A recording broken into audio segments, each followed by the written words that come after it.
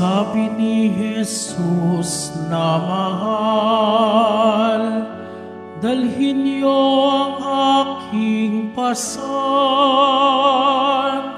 kamuan ko'y tularan. Alleluia, Alleluia,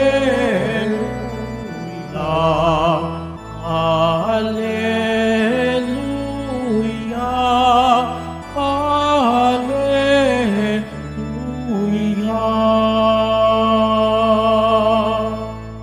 Sumainyo ang Panginoon. At sumayo rin. Ang mabuting balita ng Panginoon ayon kay San Mateo. Papuri sa iyo, Panginoon.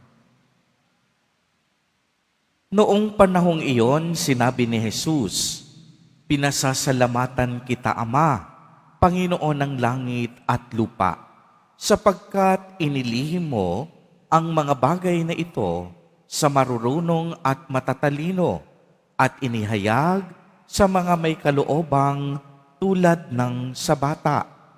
Oo, Ama, sapagkat gayon ang ikinalulugod mo. Ibinigay sa akin ng aking Ama ang lahat ng bagay. Walang nakakakilala sa anak kung hindi ang Ama, at walang nakakakilala sa Ama kung hindi ang anak, at yaong marapating pagpahayagan ng anak. Lumapit kayo sa akin, kayong mga napapagal at nabibigatan sa inyong pasanin, at kayo'y pagpapahingahin ko. Pasanin ninyo ang aking pamatok at mag-aral kayo sa akin. Ako'y maamo at mababang loob, at makasusumpong kayo ng kapahingahan para sa inyong kaluluwa, sapagkat maginhawang dalhin ang aking pamatok at magaan ang pasaning ibibigay ko sa inyo." Ang mabuting balita ng Panginoon. Pinupuri ka namin, Panginoong Jesucristo. Magsipo muna lahat. Magandang umaga po sa inyong lahat, mga kapatid kay Kristo. Sa lahat po ng ating mga taga-subaybay sa iba't ibang online platforms at sa lahat ng ating mga kadiboto sa iba't ibang panig ng Pilipinas at maging sa buong mundo kung saan tayo ay naaabot ngayon ng ating live streaming. Mapayapang umaga din po sa inyong lahat. Purihin at dakilain natin ang ating Panginoon, ang mahal na poong Jesus Nazareno. Mga kapatid kay Kristo at mga kadiboto, malugod po namin kayong tinatanggap sa Basilica Minor at Pambansang Dambana ni Jesus Nazareno. Mga kapatid, ngayong araw na ito ay ating ipinagdiriwang ang dakilang kapistahan ng kamahal-mahalang puso ni Jesus. Alam po ninyo kung inyong pagmamasdan ang imahe ng banal na puso ni Jesus at ang mahal na poong Jesus Nazareno, tila baga tayo ay magtataka sa napakalaki ng pagkakaiba nito. Ang banal na puso ni Jesus, madalas nating nakikita na maningning, maliwanag, nakaturo sa kanyang dibdib, na may pusong nag-aalab sa pag-ibig at napapaligiran ang pusong ito ng koronang tinik. Ang mahal na poong Jesus Nazareno naman ay kilala natin sa kaniyang larawan na may pasa, sugatan, tila baga kulay itim, luhod ang isang tuhod, at buong lakas na pinapasan ang mabigat na krus patungong Kalbaryo. Ngunit mga kapatid, huwag tayong malito sa nakikita ng ating mata. Ang Poong Jesus Nazareno at ang banal na puso niya ay iisa. Uulitin ko po, ang Poong Jesus Nazareno at ang banal na puso niya ay iisa. Ang krus na pinasan ni Jesus Nazareno, ang krus na kaniyang binuhat, ay dahil sa pag-ibig na nagmumula sa kaniyang banal na puso. Uulitin ko po, ang krus na pinapasan ni Jesus Nazareno ay dahil yan sa kaniyang dakilang pag-ibig na nagmumula sa kaniyang banal na puso. Sa madaling salita, ang mahal na puso ni Jesus ang dahilan kung bakit siya naging Nazareno para sa atin. Ang kaniyang puso, ang bukal ng kaniyang walang hanggang awa ay ang ating kinakapitan sa araw-araw ng ating buhay. Kung titignan natin ang imahe ng banal na puso, mayroon itong tatlong mahahalagang simbolo na pamilyar din sa ating mga deboto. Ang koronang tinik, ang sugat, at ang apoy. Ang koronang tinik at ang sugat, ipinapaalala nito sa atin na ang puso ni Jesus Nazareno ay hindi manhid. Ito ay isang pusong nasaktan, tinusok ng ating mga kasalanan at nasugatan. Katulad ni Jesus Nazareno na may latay at sugat ang mukha at katawan. Ramdam ni Jesus ang ating mga hirap at tiisin sa buhay.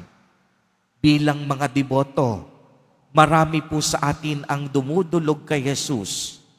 Taglay ang mga sugat sa puso.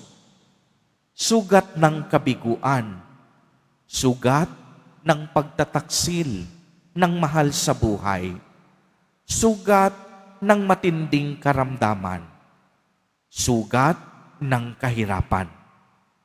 Sa araw na ito, sinasabi sa atin ni Jesus, ipakita mo sa akin ang iyong sugat dahil ang puso ko sugatan din.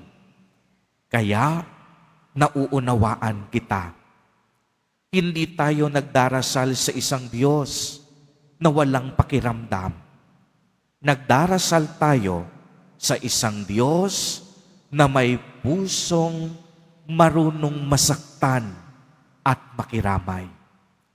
Ang apoy sa kabila ng mga tinik at sugat, ang banal na puso ay nag-aalab sa apoy. Ang apoy na ito ay sumisimbolo sa pag-ibig na hindi kayang patayin ng kahit anumang kasalanan o kataksilan ng tao.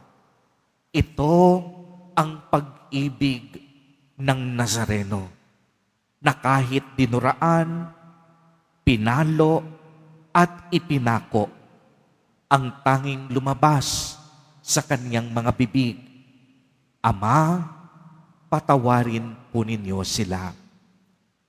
Ano ang hamon ng kapistahang ito sa mga tapat na nagpapasalamat at humihila ng lubid ng Nazareno?